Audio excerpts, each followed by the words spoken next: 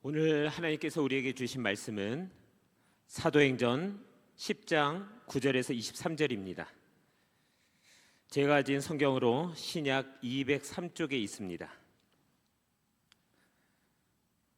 사도행전 10장 9절에서 23절의 말씀을 한 절씩 교독하겠습니다. 이튿날 그들이 길을 가다가 그 성에 가까이 갔을 그때에 베드로가 기도하려고 지붕에 올라가니 그 시각은 제6시더라.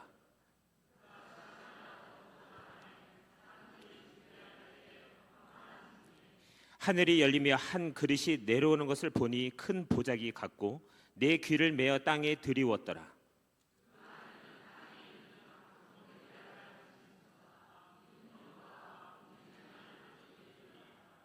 또 소리가 있으되 베드로야 일어나 잡아 먹어라 하거늘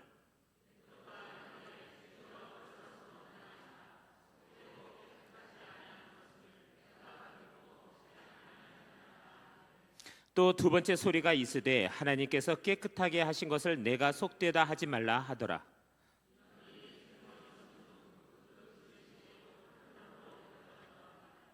베드로가 본 바 환상이 무슨 뜻인지 속으로 의아해 하더니 마침 고넬료가 보낸 사람들이 시몬의 집을 찾아 문 밖에 서서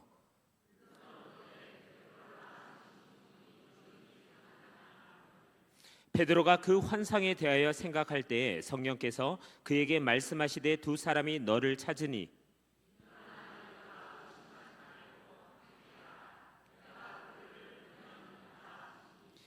베드로가 내려가 그 사람들을 보고 이르되 내가 곧 너희가 찾는 사람인데 너희가 무슨 일로 왔느냐?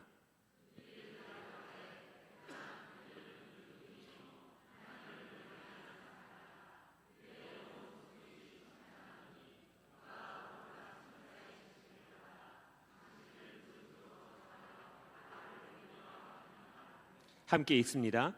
베드로가 불러들여 유숙하게 하니라. 이튿날 일어나 그들과 함께 갈새 요바에서 온 어떤 형제들도 함께 가니라. 아멘. 좀 전에 우리 청년들 전심으로 찬양하는 거 보셨습니까? 참 전심으로 찬양하는 모습이 참 아름답습니다. 그리고 참 실력도 좋죠.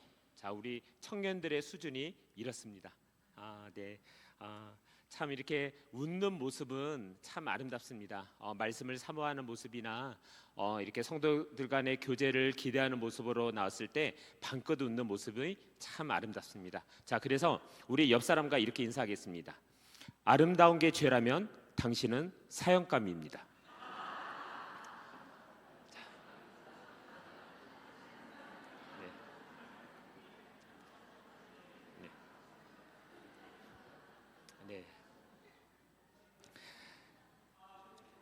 네, 코로나, MZ세대, 메타버스, 그리고 가상화폐, VR 등 새로운 환경과 문화 가치관에 대한 정의를 내리기도 전에 또 다른 문화와 가치관들이 생성되어 혼란스럽고 정체성을 방향을 잃어가는 지금 이 시대가 성도와 교회를 향하여 질문을 던지고 있습니다. 그 질문은 진짜 크리스천은 시선을 빼앗는 세상 속에서 무엇에 집중을 해야 하는가입니다.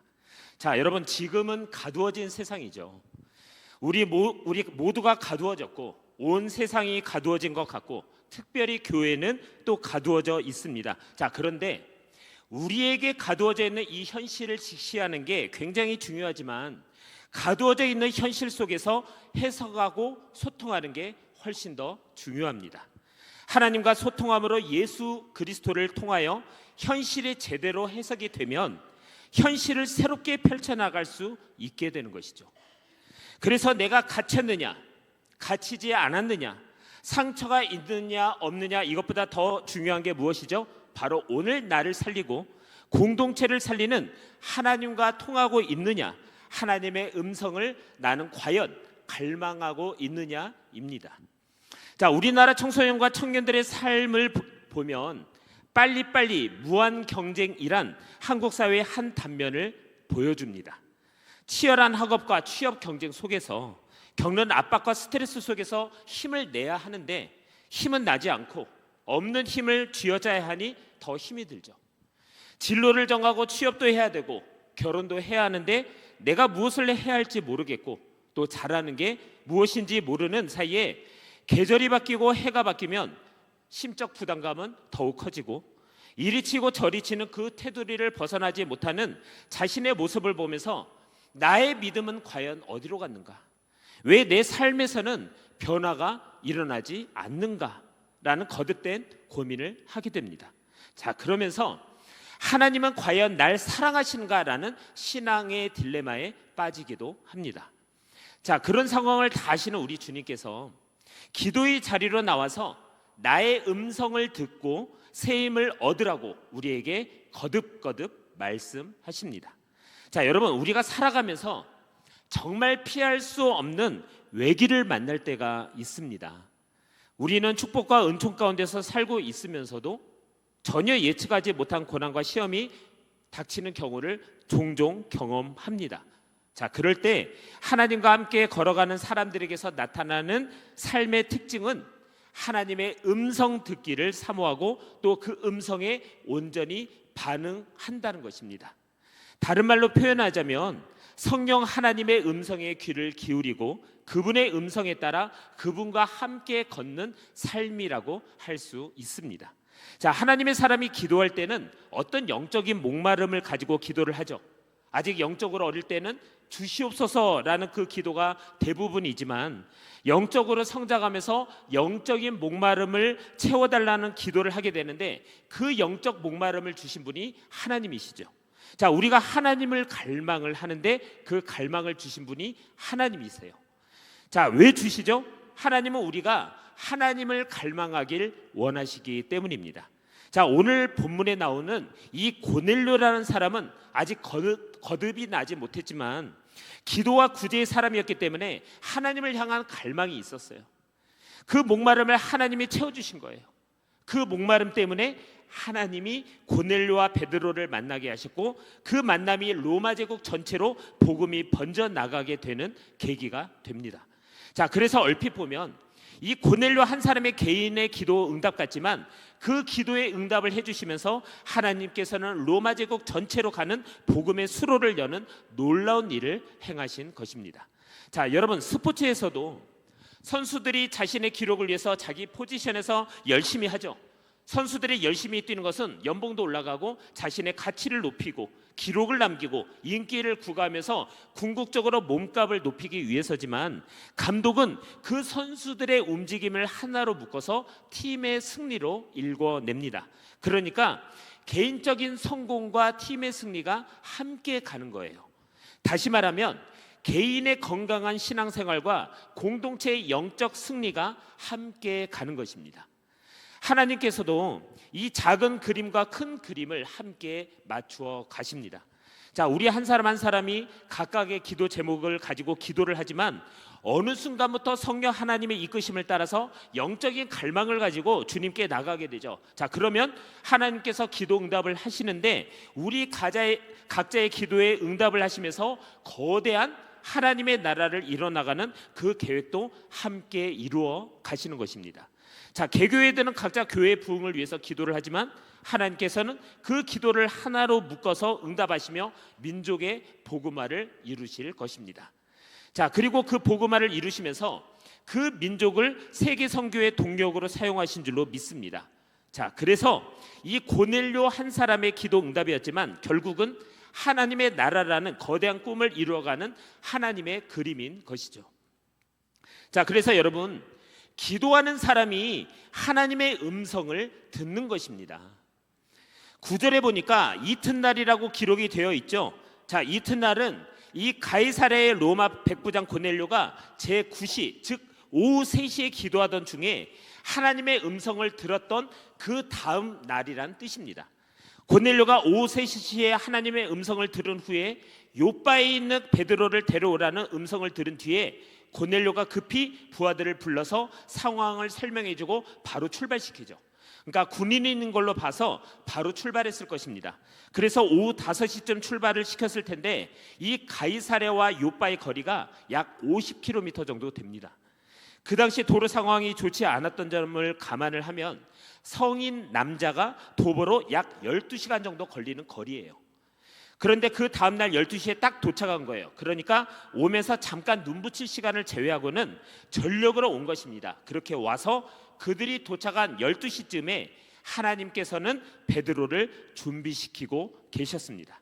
자, 우리가 여기서 주목해야 할 것은 이 고넬료와 베드로 모두 자신들이 늘 하고 있던 정기적인 기도 시간에 환상을 보았다는 점입니다. 말씀과 기도로 항상 하나님과 교제하며 사는 자들에게 하나님께서는 말씀도 주시고 환상도 보여주시는 것입니다. 자, 베드로는 몰랐어요. 그렇지만 그날 또 기도를 하기 위해서 지붕에 올라가 있었어요. 기도하러 왜 지붕에 올라가는지 의아할 수 있지만 이 팔레스타인의 건축 양식을 보면 지붕이 평평합니다. 그리고 테라스까지 있어서 요즘으로 따지면 하늘 가든같이 되어 있어요. 거기서 성경책도 읽고 또 잔치도 하는 그런 장소입니다. 신앙심이 깊은 이 유대인들은 대개 하루에 3번, 오전 9시, 낮 12시, 그리고 오후 3시 지붕에 올라가서 하나님께 기도를 했습니다. 자, 여러분 보십시오. 항상 기도하는 고넬료에게 말씀하셨던 그 주님께서 항상 기도하는 베드로에게 나타나셔서 말씀을 하셨습니다. 두 사람은 성령님께서 기도로 준비시킨 다음에 만나게 하신 거예요. 기도는 기도를 만납니다. 기도자는 기도자를 만납니다. 기도의 동력자들끼리는 의견이 달라도 금방 조율이 되죠. 내 안에 계신 성령이 상대방 안에 계신 그 성령과 한 분 성령이시기 때문에 하나로 맞추어지기 때문입니다. 자, 우리가 아는 대로 베드로는 기도의 사람이죠. 사도행전 3장에서 보면 이 베드로가 안진뱅이를 일으킨 때가 오후 3시였는데 그때도 기도하러 올라가던 중이었어요. 그때도 안진뱅이를 고치게 되는 뜻하지 않은 일에 쓰임을 받았습니다. 그리고 그 기적 때문에 뜻하지 않은 설교를 했고요. 그 설교 때문에 뜻하지 않게 3,000명이 예수 그리스도를 믿었습니다. 그런 엄청난 기적을 체험했기 때문에 베드로는 늘 체험적으로 모든 기적과 능력과 축복의 근원은 기도라는 것을 알고 있었어요. 기도는 맛을 본 사람이 잘합니다. 이게 가장 빠르고 완벽한 길이라는 것을 알기 때문에 늘상 기도해서 응답을 받습니다. 그래서 영적인 빈익빈 부익부 현상이 일어나는 거죠. 기도해서 응답을 받는 사람이 기뻐서 계속 기도하고 하나님의 복을 계속 받아요. 받은 사람이 더 받아요. 기도하는 자에게는 하나님의 음성이 반드시 들립니다. 자, 하나님께서 이 지혜와 계시의 영으로 기도하는 사람들에게 보여주시고 또 기도하는 사람에게 하나님께서 능력을 주십니다. 그래서 항상 역사는, 부흥은, 그리고 영적인 사건은 기도하는 사람 중심으로 일어납니다. 자, 거꾸로 말하면 기도하지 않으면 아무리 능력이 많고 아무리 바쁘게 일해도 하나님이 일하시지 않죠. 성령의 역사는 기도를 멈추는 순간 멈춥니다. 성령의 능력은 기도하는 자에게 임한다라는 사실을 꼭 기억하시길 바랍니다. 자, 그래서 우리는 어떠한 상황 속에서도 기도의 끈을 놓치지 말고 우리는 기도해야 합니다. 자, 우리 예수님 보십시오. 얼마나 많은 능력을 가지신 분이십니까? 얼마나 바쁘신 분이십니까? 그런데 예수님의 엄청난 파워 사역의 배경에는 날마다 새벽에 일어나 기도하시던 그 기도 습관에 있었습니다. 밤새 기도하시고 40일 금식하시고 항상 기도하시는 예수님을 보면서 아무리 부족한 제자들이었지만 느끼는 게 많았겠죠. 아, 기도해야 되구나. 그래서 베드로도 항상 기도했던 것입니다. 사도행전에서 기적이 터진 그 타이밍은 대개 우리가 생각하는 그 기적이 터지는 타이밍이 아니에요. 자, 우리는 기독교적으로 볼 때 새벽이나 저녁 집회 때 기적이 터져야 하잖아요. 그런데 낮 12시에 오후 3시에 기적이 터졌습니다. 자, 이것이 무엇을 의미합니까? 기도하는 사람에게는 언제든 기적이 일어날 수 있다는 것입니다. 예기치 않은 때 일어나요. 기도하는 자의 하루하루는 하나님의 섭리와 기적의 연속인 것입니다. 사도행전을 보면 곳곳에 교회가 세워지고 큰 부흥이 일어났어요. 심령의 회복이라는 부흥이 일어났어요. 베드로나 요한이나 바울이 그 부흥을 위해서 치밀한 계획을 세웠던 게 아닙니다. 아무 계획도 없었는데 단지 그들은 기도를 하며 성령 하나님의 인도하심에 따라 움직였을 뿐이고 기적이 일어난 거예요. 준비와 계획이 중요하지 않다는 말이 아닙니다. 다만 하나님은 기도하는 자들의 인생에 예측 불허하고 다이내믹하게 개입하길 즐겨 하십니다. 저는 매일 하나님께서 뜻하지 않게 개입하셔서 뜻하지 않은 기적과 부흥을 체험케 해주시기를 갈망하고 있습니다. 내일은 또 무슨 일이 일어날까? 거꾸로 이야기하면 아무리 능력이 있고 열정이 있다고 해도 기도하지 않는 자에게는 이 거룩한 서프라이즈가 없다는 것이죠. 거룩한 서프라이즈가 없으니까 그들의 신앙생활이 어떻죠? 지루해요. 거룩한 서프라이즈가 없으니까 예배에 대한 기대감 없이 봉사하고 예배석에 앉아서 찬양하고 설교 듣고 습관적으로 교회를 출석하는 상황에 빠지게 되는 것입니다. 영적 매너리즘인 것이죠. 기도하지 않으니까 다이내믹하게 역사하시는 그 성령 하나님의 움직임을 캐치하지 못하는 것입니다. 자, 기도하는 사람이 왜 자꾸 기도의 자리를 지키냐면 응답을 받기 때문이죠. 기적을 체험하니까 하게 되는 것입니다. 심령의 회복이라는 부흥을 경험하니까 그래서 사도행전은 성령 행전이고 기도 행전이라고 할 수 있습니다. 자, 여러분, 기도하는 사람이 성령의 불을 받고 그 성령의 불을 받은 사람은 기적을 반드시 체험합니다. 자, 11절에 보니까 하늘을 열어주셨다라고 기록이 되어 있어요. 하늘을 열어주셨다. 하나님의 마음을 열어서 보여주셨다는 뜻입니다. 아무에게나 보여주시는 것이 아니라 하나님의 자녀에게만, 그것도 기도하는 자녀에게만 하나님의 마음을 보여주시는 것입니다. 자, 오늘도 기도 가운데 하나님께서 하늘을 열어주시기를 바랍니다. 하나님의 마음을 본 사람, 하늘을 본 사람은 이 땅의 것에 연연하지 않습니다. 베드로에게 보여주신 환상의 의미가 분명했어요. 베드로는 열심히 기도하는 중에 얄궂게도 그 타이밍이 베드로가 다 끝내고 점심 식사를 해야 하는데 그날따라 형제들이 사도 베드로에게 맛있는 음식을 대접을 하겠다고 냉면과 갈비 굽고 김치찌개 끓이고 고등어를 굽는데 그 냄새가 올라오는 것이죠. 그랬더니 어땠죠? 우리 주님 같았으면 끝까지 기도를 하셨을 텐데 10절에 보니 베드로는 그가 시장하여 먹고자 하매라고 기록이 되어 있습니다. 베드로는 주님 상황이 이렇게 흘러가고 너무 배고프니 빨리 마무리하겠습니다 하고 마무리하는 순간에 하늘이 열린 거예요. 하늘이 열렸는데 보여주신 환상도 먹는 거랑 관련이 있어요. 하나님은 참 유머러스한 분이십니다. 배고프니까 먹을 것이 간절했겠죠. 하늘에서 밥상이 내려왔어요. 한 그릇이 내려왔는데 보자기 같다고 했습니다. 그 안에는 온갖 종류의 동물들이 담겨 있었어요. 땅에 있는 각종 네 발 가진 짐승과 기는 것과 공중에 나는 것들이라고 했는데 하나님께서 잡아 먹으라고 하시는 거예요. 그런데 14절에 보니 베드로가 싫다고 하면서 하나님을 야단칩니다. 베드로가 이렇게 감히 하나님께 행동한 데는 이유가 있죠. 하나님께서 일찍이 구약시대의 유대인들에게 모세를 통해서 주신 율법이 있죠. 그 레위기 11장과 신명기 14장에 보면 하나님께서 먹지 말라는 동물 리스트가 있습니다. 하늘에서 내려온 그릇에 그 리스트에 있는 동물들이 가득 담겨 있던 거예요. 유대인들이 자신의 건강도 지키고 또 이 우상 숭배하면서 아무거나 잡아먹는 이방인들과 구별되게 하신 율법입니다. 유대인들은 어렸을 때부터 코셔라고 불리는 엄격한 음식 규례가 있었는데 절대로 타협하지 않았어요. 그리고 2000년이 넘는 지금까지 유대인으로서 그 자부심을 지키며 살아왔는데 하나님께서는 갑자기 그런 부정한 짐승들을 잡아 먹으라고 하시니까 아무리 배가 고파도 먹을 수가 없는 거죠. 그런데 하나님께서 두 번째 말씀하시는 것입니다. 하나님께서 깨끗하다고 하신 것을 너가 속되다 하지 말라. 이 말에는 어떤 의미가 담겨 있습니까?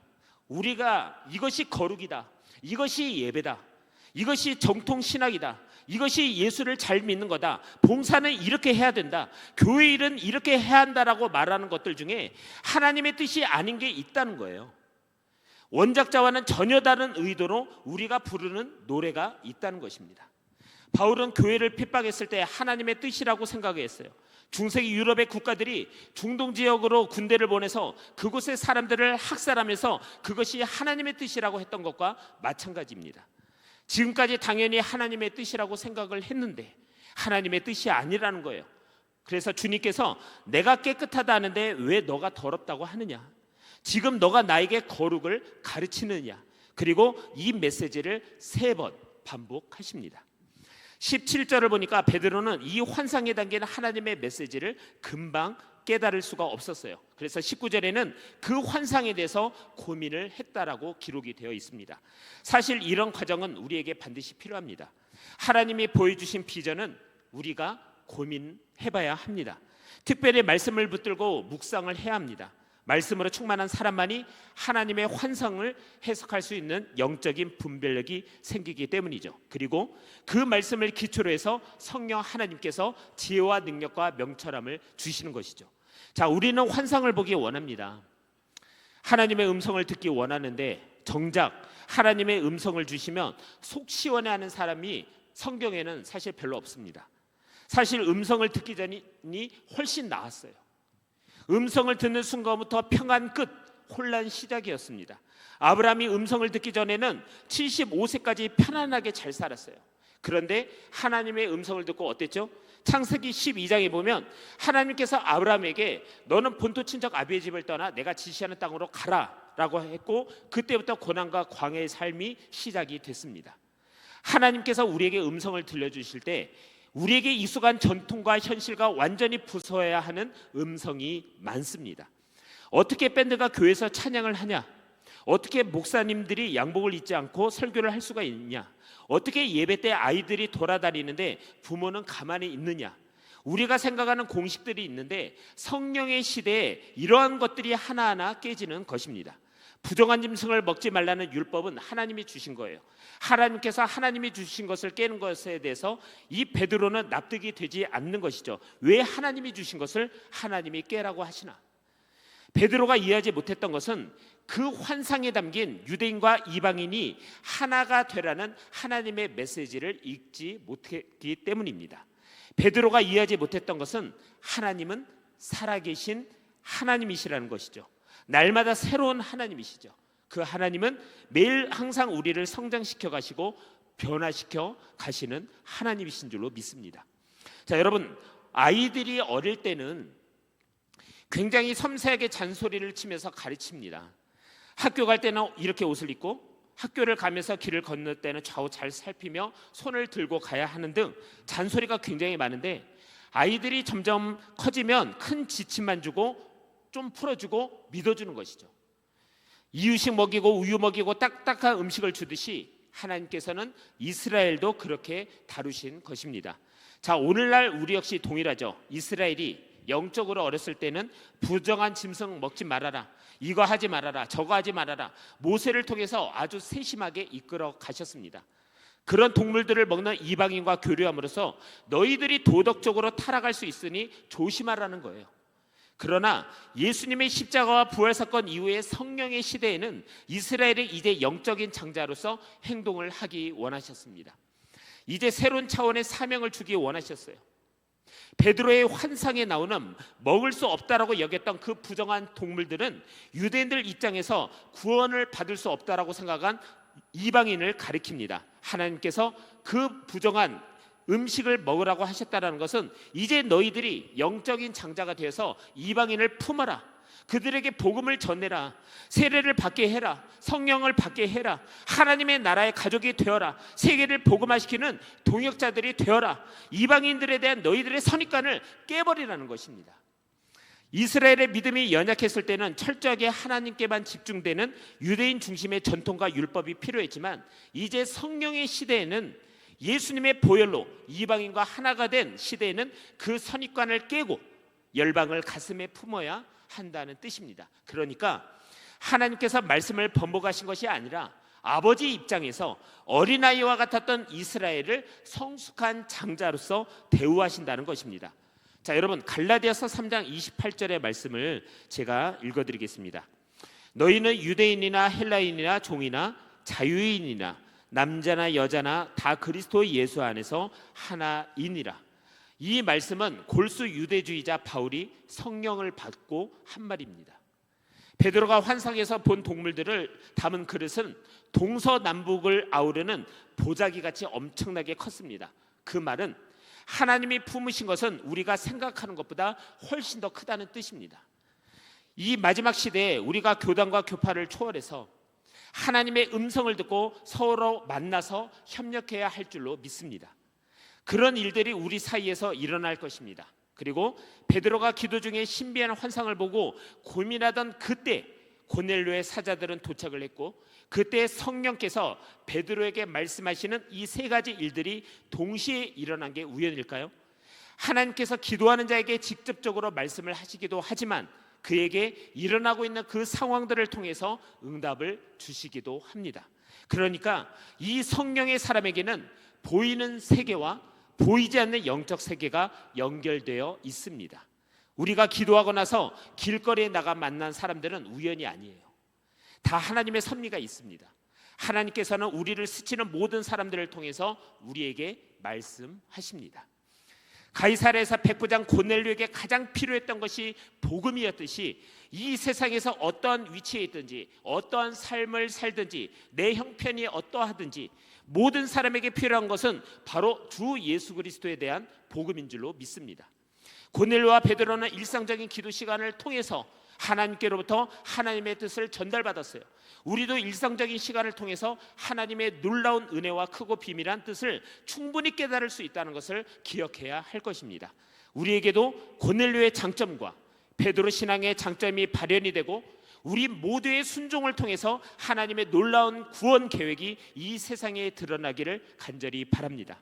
더불어 우리에게 말씀하시는 하나님의 음성을 제대로 분별하기 위해서 더욱 하나님의 은혜를 구하고, 기록된 말씀인 성경을 성실히 읽고 묵상하고 더 나아가 암송하며 그 안에 기록된 대로 다 순종하기 위해서 몸부림쳐야 할 것입니다.